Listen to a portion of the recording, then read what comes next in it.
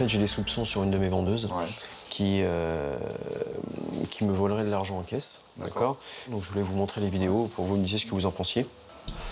Donc là, on voit bien la cliente donc, qui passe en caisse donc, avec le jouet en question. Elle sort de son sac donc 2 billets de 50.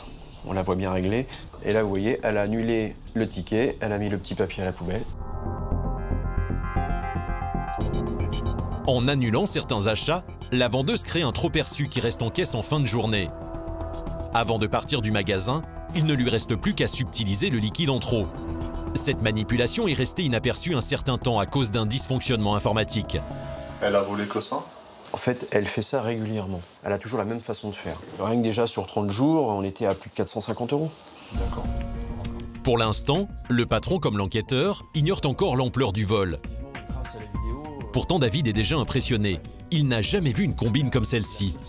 Là, c'est quand même bien rodé, quoi. Enfin, elle a quand même un sacré mode opératoire. C'est limite, c'est du professionnel, quoi. Enfin, on voit qu'elle a l'habitude de le faire. C'est une très forte trahison. Je suis super en colère par rapport à elle parce que c'est une personne en qui j'ai confiance. J'aimerais bien comprendre. Et après, par rapport à ce qu'elle a fait, je peux pas laisser ça comme ça. Si le chef d'entreprise est aussi contrarié, c'est que cette affaire fait écho à un autre vol commis l'an dernier.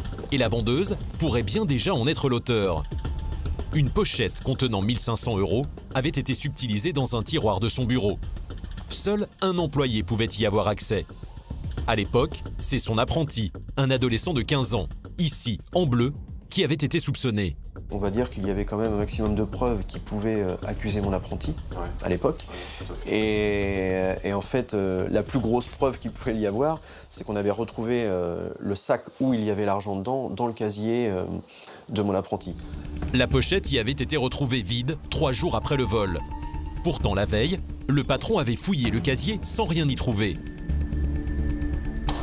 À la lumière des nouveaux événements, le chef d'entreprise se souvient d'un autre détail troublant. Avec un peu plus de recul, c'est elle qui a retrouvé la pochette. Donc là, avec ce que je viens de voir là, ça remet en question pas mal de choses. Pour le patron, aujourd'hui l'affaire prend une autre dimension. Il se demande si sa vendeuse n'aurait pas aussi commis le vol de cette pochette contenant 1 500 €. Le fait de faire accuser un jeune ado, ça peut avoir des conséquences complètement terribles. En effet, le jeune garçon est toujours à ce jour le principal suspect. De retour à la brigade, première étape dans l'enquête, étudier les relevés bancaires de la jeune femme. Très vite, David détecte des éléments troublants. Des versements suspects apparaissent sur le compte, peu de temps après le vol des 1 500 €. Il partage sa découverte avec son collègue Fabien, un officier de police judiciaire. Donc je me suis rendu compte qu'il y avait énormément de rentrées d'argent en liquide.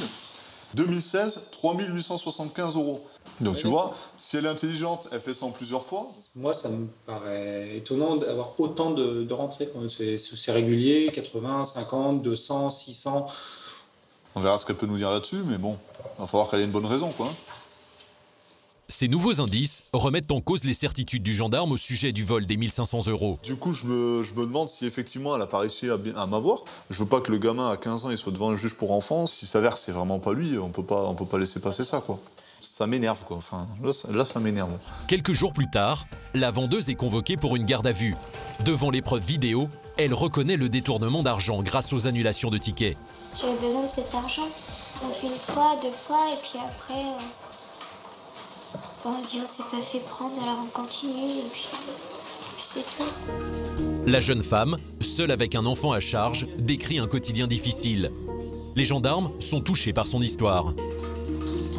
C'est pas facile pour elle, je pense. Je dis pas que ça me touche pas, hein. Malgré qu'on soit forcément humain et qu'il y a des choses qui nous touchent, on peut pas se permettre d'être touché là pendant l'enquête. On a de l'empathie, mais on peut pas se permettre de laisser notre empathie prendre le dessus. Il faut désormais interroger la suspecte sur ses rentrées d'argent liquide. L'objectif, lui faire avouer le vol de l'enveloppe de 1 500 €. La question, c'est d'où vient l'argent. Mais la jeune femme oppose un silence gêné aux questions de l'enquêteur. Là, il faut vraiment le justifier parce que ça vous aide pas, ça. Hein. Donc si vous nous dites pas d'où ça vient, ça va vous porter préjudice. Là. C'est quoi, alors? Après, si c'est de l'argent, si ça vient d'une autre bêtise, il faut le dire aussi, quoi. Enfin, C'est pas une bêtise. c'est quoi? Des fois, il y a des situations qui font que quand on ne sait plus trop comment faire, et puis on trouve la facilité, c'est d'aller voir des hommes, mais on se dit que ça ne se fera jamais. Le gendarme est stupéfait. Vous êtes prostituée?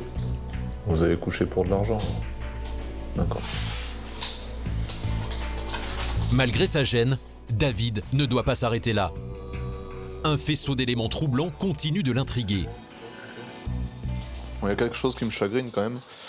La différence entre 2015 et 2016, elle est pratiquement de 1 500 €.